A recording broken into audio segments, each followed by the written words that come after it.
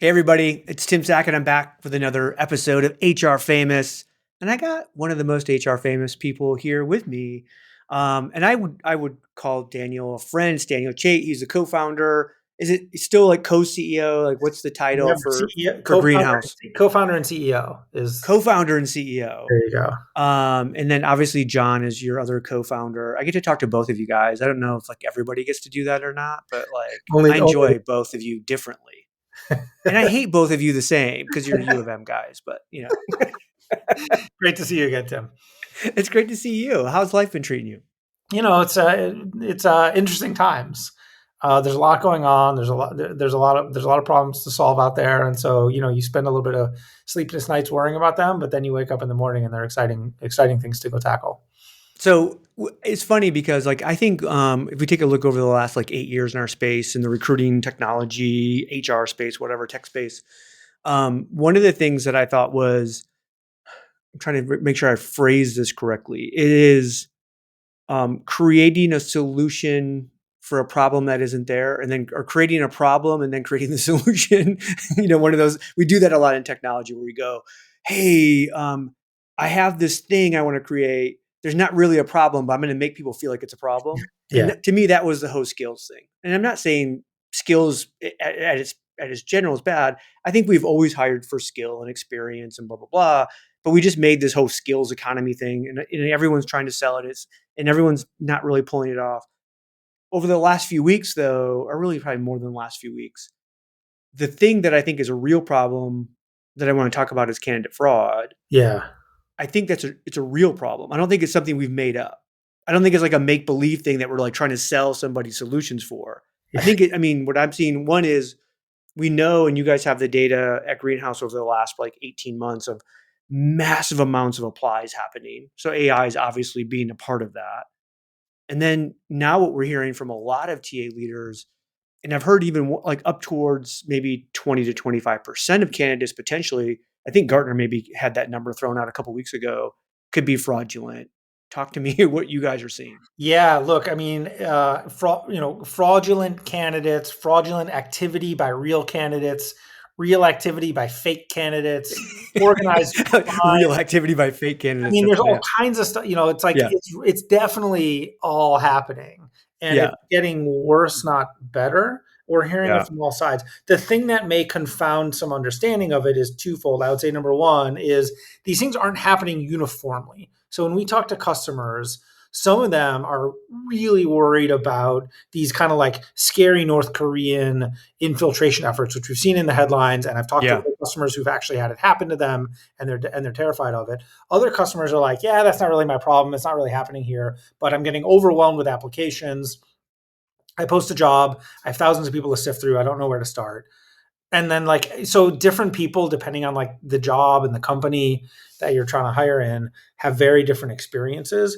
And then the second reason why it's hard to understand is because there's many different things happening at the same time, because Yeah. on the one hand, there's the rise of remote work. And so it used to be we'd all go into an office and a lot of these things couldn't happen. But there was no such thing as a deep fake when I'm interviewing you in an Yeah. office. Yeah. Um, Yeah. but now everything's online and remote. The second is that obviously like the job market has changed, and so there's a lot more job seekers looking for a lot fewer jobs and a lot less recruiters on staff to like try to handle it all. And then obviously the third is the rise of AI in all its forms, creating opportunities for no goodism all around. And when you mix those three together, it's hard to tease them apart and figure out what's actually going on. But the short Well, answer is a lot is happening, a lot of bad stuff is going on, and a lot of customers are really, really worried about these things. Well, and it does. It seems like a perfect storm is happening right now with all of this to allow this to happen. And my company is a DoD cleared facility, and in the first line of defense of all of this is a recruiter. It's just a normal in the weeds every day fighting the fight recruiter going, oh, I think this candidate's fraudulent, and like my recruiters have to turn with who they believe, whether it's true or not. If they believe something is not right, we have to turn that in, and like the DoD is actually investigating these things. And I'm like, there is no possible way they could ever investigate every single All one of this these stuff. candidates. And I think more than likely they just kind of throw them in database somewhere, and then if something happens, they'll go, "Yeah, we kind of knew," or somebody said, someone raised the flag, and I'm thinking, "Gosh, it has to be better than this. We have to create some kind of help for these recruiters to be able to like." So we call that the big fraud, right? With a North Korea Yeah. person trying to hack their way in by getting hired by your company, and then you sending them a laptop with access Right. to every your systems. Like Right. that is when that happens, you're in trouble, right? Yes. Yes, and when I talk to the people that who are really organizing around collectively solving that problem, it tends to be like CISOs. The Yeah. security community is very aware of these things, and yeah, the government is asking for reports of these. The FTC is asking for reports of this stuff, particularly on fraudulent job postings that are trying to scam job seekers. Is a whole other thing. But CISOs are banding together and sharing like blacklisted IP addresses and like techniques that they're seeing in the wild and what they can do about it, and so the community is trying to solve these problems. And I mean, I've been doing this, we started Greenhouse 13 and over Yeah. 13 years ago. I've not seen CISOs, stick their head around in recruiting and a lot, to this level in a long time. So it is By the way, it's unbelievable. you using CISO. Tell people what that is, because there's going to be a lot of people listening that have no idea what you're saying. Right, because they're a new player in this landscape, right? A chief information security officer. These are security people Yes. at the companies that we work with, and usually they're off stage. I mean, you don't usually hear about these people, but So whether you say CISO or CISO, it's potato potato. fair. Because I've heard it both ways, and Yeah. like literally, you saying that, I actually had to ask that question to somebody when they said like, "Oh well, I've been talking like with a CISO, blah blah blah," and I'm like, What did you just say?" Because I'd never heard like that acronym A being fun new used. bit of jargon. Always a fun thing to have. It's always adding in. But I was shocked at when they like this head of TA was like said, "Yeah, like I actually went to my CISO and they were like, holy crap, we didn't even think about you Yeah. of having this access point, blah, blah, blah." They were thinking about, again, employees like clicking on bad links and all this stuff, like all the major stuff that we've been talking about for years and years and years. And then they go, wait a minute, you might actually hire a bad actor that we don't even know Yeah. remotely. And they were like, their mind was blown. And then they're like, holy crap, now we have this entire issue like that we have to face. Yes. And by the way, it's worth starting with this. This is a big problem not just for the employers, but also for job seekers. Like if Yes. you like I have a huge amount of empathy for what it must be like to look for a job right now when you think about the fact that not only are you in line with thousands of other legitimate job seekers for these jobs that you want, and it's hard for the companies to tell you apart, it's hard for you to stand out, but now you got to worry about being thrown in with, North Korean hackers and like, Yeah. assessed as like as a threat. Like That it's are experts in trying to figure out how to get hired by your company. it's Like, tough. I mean, most of us as candidates, we just go, okay, well, here's my profile, right? Here's my resume, and gosh, cross my fingers. I hope I go to the next level. These people are experts in saying, no, no, no. We gamify the system to make sure Right. we go to the next level. That's right. And if someone else is cheating on a job interview and giving better answers than you because they're getting AI helping them, that also creates. So this is a problem for everyone, Yeah. for sure. So look, I think look the sort of North Korean spy versus spy like state intrigue stuff. It's real. I've seen actual customers have it happen to them. It's not that it's not that common. I think it is kind of narrowly focused for now, although it's a growing threat. Yeah. It gets a lot of the headlines, right? Yeah. If you're But hiring like cooks or warehouse associates, I don't think you truly have to worry about it. But that's the problem is so many companies are like, yeah, that's not it's us. not us, right? And it's not a problem until it is your problem. And then it's the biggest problem your company might have ever faced. You got it. Like And you you could have talked your about like, entire, right. And like it could you shut talked you about down being a completely. TOD, Department of Defense contractor. Like you might be, I don't know, like to your point, a cook. You might be a catering company. You might be, IT services like laptop break fix. You Yeah. might be a contractor like doing construction. And you might not worry, oh, the North Koreans aren't interested in me, but like, what building are you doing construction in? Like, what event are you Hmm. catering? And Yes. and I have heard of some of these infiltration efforts happening at these like downstream, Yeah. providers of service providers, and where they can get into. So it's real. And again, like this is not typically the kinds of things that corporate recruitment is really optimized for in history. Where it's open, it's you put recruiters in a room, they're all going to talk as much as they can and share tips, and they want to network with everyone, and they're optimists, they want to believe in that next interview is going to be a Yeah. perfect hire, and so it's a big mindset shift as well. Well, Danny, I mean, the industry has worked for a decade to try to break down this kind of. We talked about this and being empathetic to candidates and how they're applying, and so we've tried to break down friction forever. It used to be a decade plus ago we as TA leaders would actually build in like roadblocks and speed bumps to try to get candidates just to fall off, right? Because we had so many people applying. And there's a little bit of fear I have right now that with as we start to see more and more applies, we're going to start to see companies revert back to that old way of thinking of, oh well, I'm just going to put in more speed bumps, so we'll get and they think they're actually getting higher quality when in reality they're just getting survival He's getting experience, less, right? right? Yeah. Who is the most desperate Who's to go willing to through put up your with stupid your hoops, right? Who's willing to put up with your Yeah. painful process? So how do we combat fraud and still leave this open aperture at the top of the funnel and getting everybody in so we can get the highest quality? Like, Yeah. what are you guys thinking about at Greenhouse, like in terms of how to combat big F fraud? And then we can talk about little F fraud. Yeah, there's a variety of ways. I mean, like every fun, interesting problem, there's not a simple solution. No. Um, I think it starts though with, to your point about the amount of energy that an applicant exerts. Like part of what is causing or contributing to this problem is the fact that it's gotten so easy to apply and interview to so many jobs. I don't think the answer is just to make the experience worse for people, though. Yeah. I think the answer is to make it easier for good candidates, legitimate candidates, to help themselves stand out and stand out amongst a sea of people who didn't put in any effort and who may not be legitimate. And so, the thing that employers want to know, to your point, is like, who's the best person that's the most committed to this opportunity, and let's give those job seekers a way to like raise their hand and flag themselves as like, no, this is the perfect job for me, and here's why I'm the best for your company. I've done my research. I know who you are. I want to work at your company. I've got exactly the relevant experiences. And today, it's really hard when you're just one of n thousands of resumes in a pile to Yeah. stand out in that way. And so I think rather than make it harder, I think let's make it easier for people to shine. Optimize your business with a Workforce AI Edge powered by Vizier. Make smarter decisions and achieve better outcomes with real-time AI insights delivered to every people leader. Explore more at visier.com.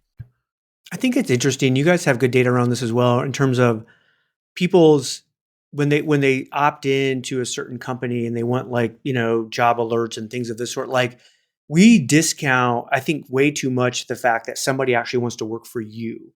It's hard because we think, oh, if they applied to us, they must want to work for us. And you're like, with the AI stuff, maybe not. So you're like, I love that kind of idea of like, how do we figure out then who really wants to work for us? Like who's like, hey, you're my company of choice. Like I would rather work for you than somebody You else. got Because it. I think it's so powerful that just that um what do we call it? Like that, opt in, of doing that probably like makes you a better candidate than a lot of other ones just because your desire to work there. I think it's an important signal. And as you talked about, I mean, you kind of went to the history. Like when I applied to a job out of college, I put resumes that I printed out at Kinko's into envelopes and sent them. It took effort. I can only Yes. do, 10 or maybe 20. And Yeah. so like that mattered. And Yeah. they knew I put some effort in. And who are you going to send the resume with a good They knew I paper, bought a right? stamp. I mean, it cost, it was like a thing. And so it was some signal that I at least wanted the job. I at least thought I had a reasonable shot of getting it, or I wouldn't have put in the effort. And now the amount of effort it takes to apply for a job, partly thanks to companies like ours who've made it really easy and comfortable to apply for a job, but partly because candidates are using AI to autofill job applications by the hundred. There's a lot less signal in the fact that somebody's applied. Um, Yeah. and so we need new ways of signal. And I think your point is right that like a candidate standing up and saying, I'm really motivated to work at your company. And that can take a lot of forms. Like what you see a lot of the best practice advice now is go outside of the job application and like find the person on LinkedIn and send them a very personalized note. And I can tell you, I got a LinkedIn message out of the blue from somebody who said, hey, I've been a greenhouse customer at 3 different companies.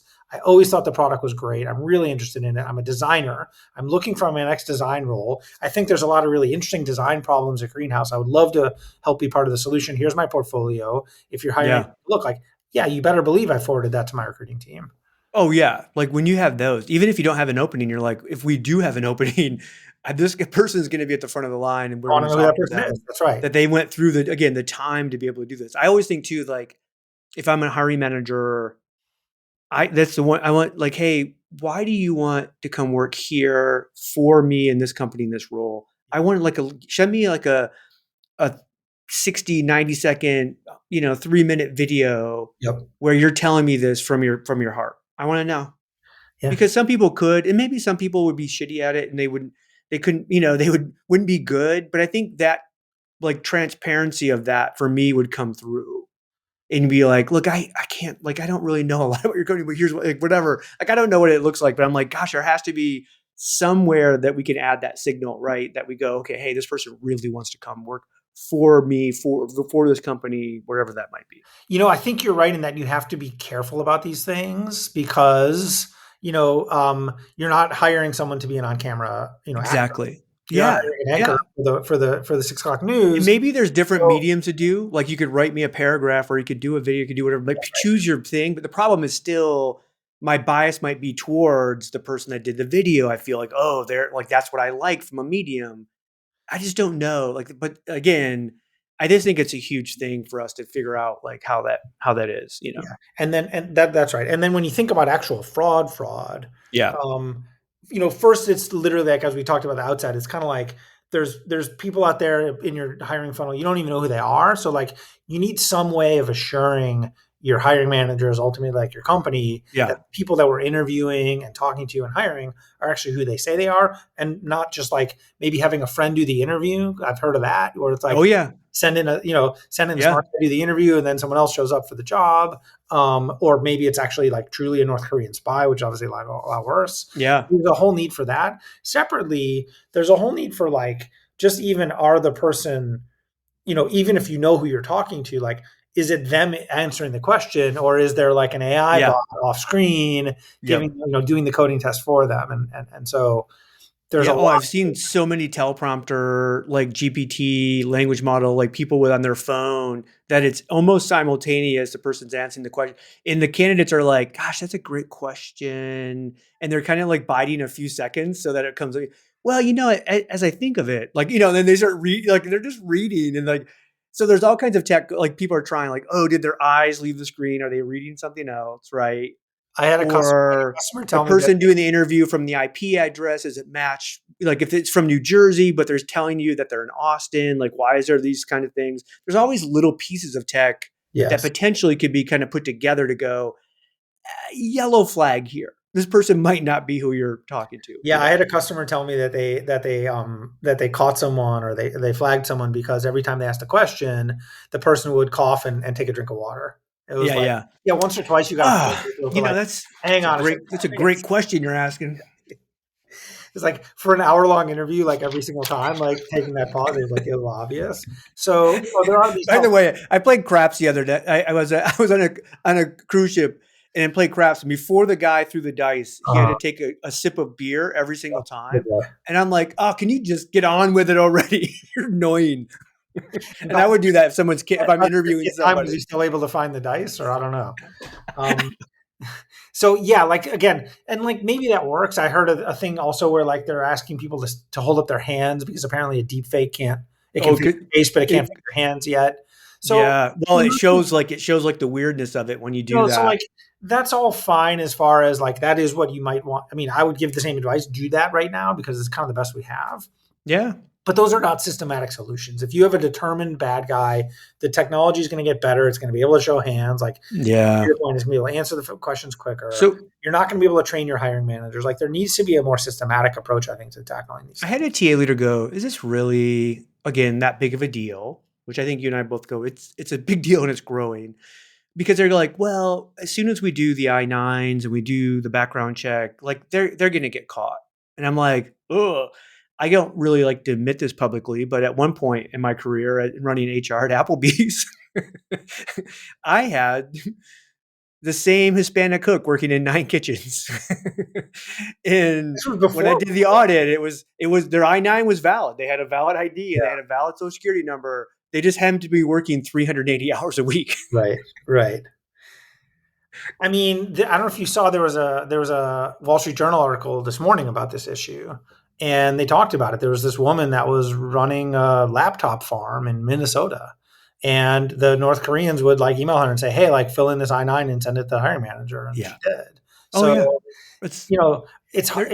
that's to You're in me an that adversarial world where like the old way of being like, look, I looked at their resume and I read their cover letter and I looked them in the eye and I trust this person. Like that's not enough anymore.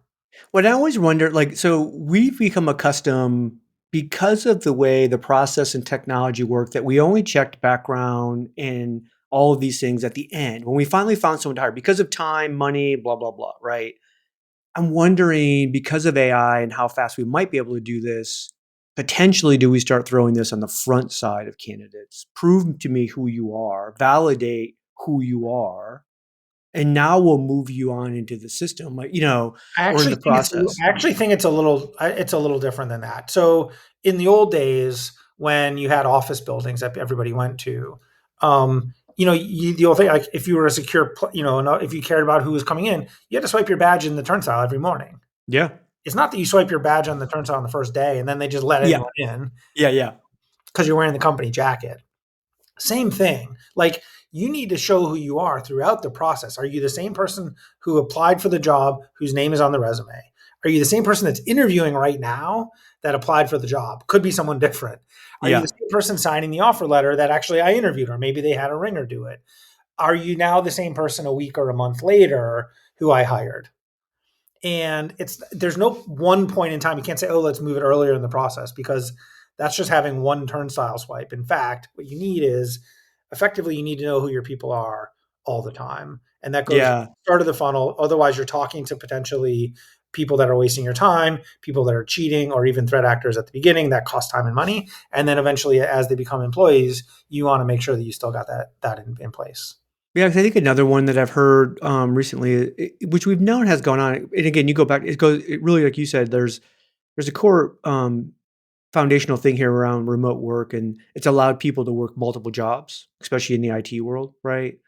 And I apparently in the I'm quarter of fairly certain I know a person in my life that has worked at least one, if not multiple jobs, and then shopped that stuff out like on Fiverr, and oh yeah, nobody knew for years that was everyone happening. everyone knows people like that. And It's by the way, everybody I know has had that happen at their company.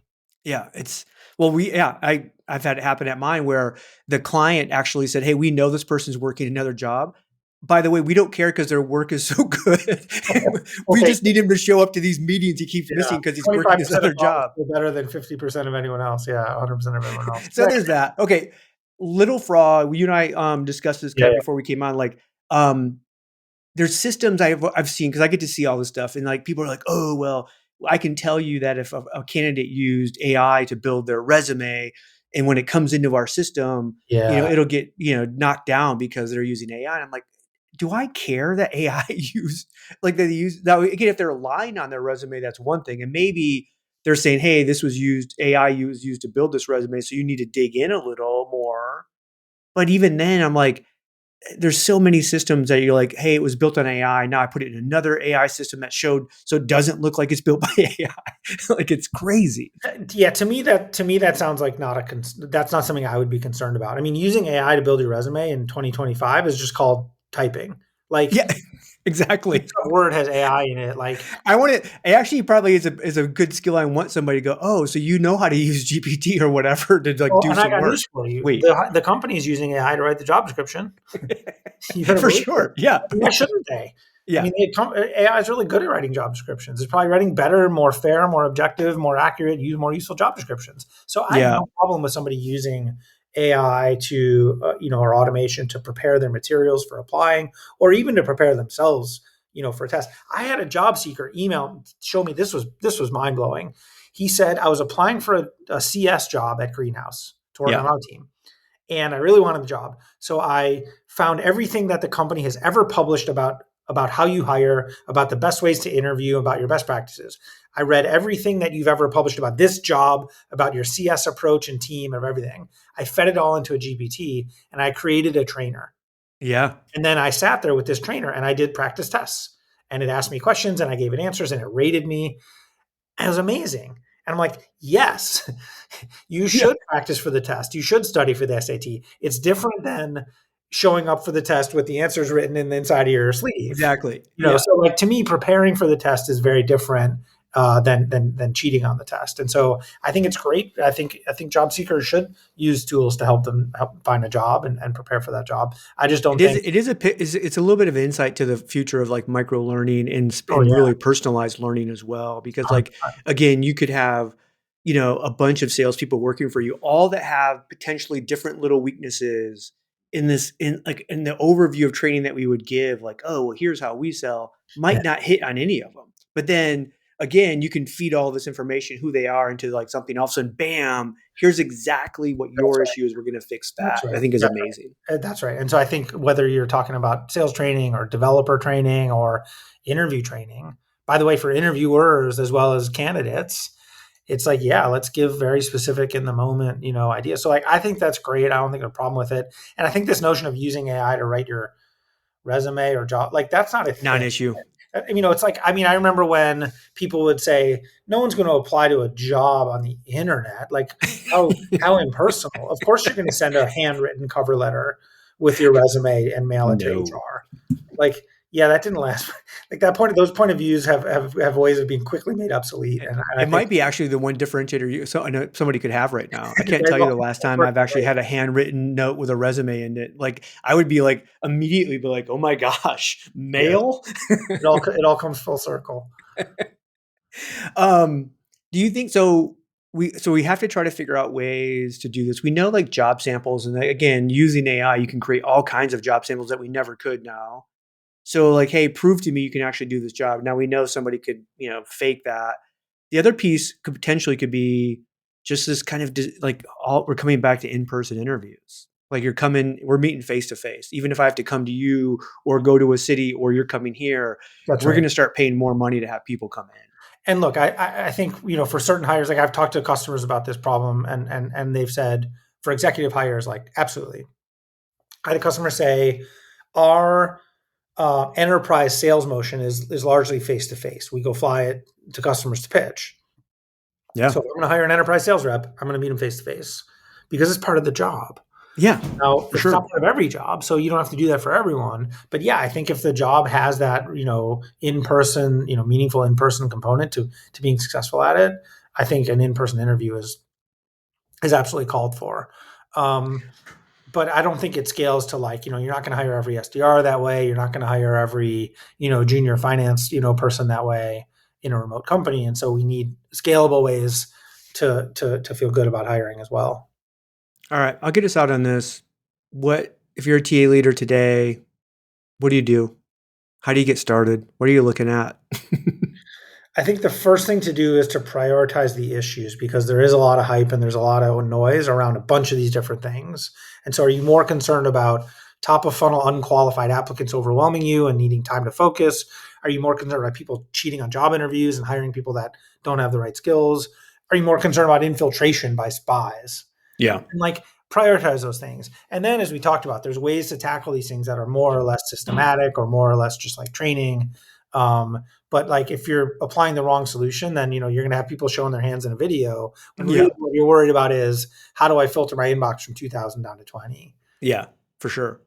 And I think if you haven't, go find your CISO or go find somebody in your IT department that is concerned with security and just ask the question. Like, hey, I think we should have a talk. Is this a real issue for us? Could it be? Are we concerned? Does legal need to be involved? Because I'll tell you, the moment I hear somebody say that's not an issue for us, I go, oh my God, like, have you talked to somebody? You haven't talked to the right person yet. Yeah. Because I'm telling you right now, the moment your systems get hacked and get held hostage, you are dead in the water, and that becomes the number one issue for your company of all time, probably. And you think it's not an issue. It's not an issue until it's the biggest issue ever, and It's not that a mistake. becomes the It's not a problem. mistake most companies will make twice. But it's a mistake that most companies, when made, weren't ready for until after it was made, and now the next time they're ready for it, which the next time will probably never happen because now they're ready. Because you And already it's paid. like You already paid all the full. and I hate it because it's the HR risk thing that I hate. Like I'm like, I don't want to eliminate all risk. I want to mitigate risk, but at the same time, like, well, maybe there is some risk I need to eliminate. I'll end on this. A quote from I was talking to a customer, the CISO or CISO at a customer, and he said, we're a virtual organization. We're a fully distributed, about 10,000 employees worldwide. No, I don't have a physical office. All I have is the cloud and my laptops. So who I send that laptop to literally defines who I let inside my organization. And if I'm not caring about that, what am I caring about? Yeah. And it matters. Yeah, it matters. All right. Daniel Chait, how do people find you when they want to talk about fraud or anything around Greenhouse? Or anti-fraud, as I like to think about it. Anti-fraud, My favorite topic. So we're at greenhouse.io, and you can find us on all the socials. Awesome. And I'm going to see you guys in a couple of weeks at the Greenhouse Open in New York City. I won't be at the San Francisco one. I'm sure you'll probably be at both, or maybe you and John are dividing and conquering. In San Francisco on the 5th and here in New York on the 12th. Looking forward to it. Awesome. Thanks for coming on and talking about this. It's a big issue, and I appreciate it. That's it, guys. HR Famous, we're out. Thank you for another episode. We'll try to do better next time.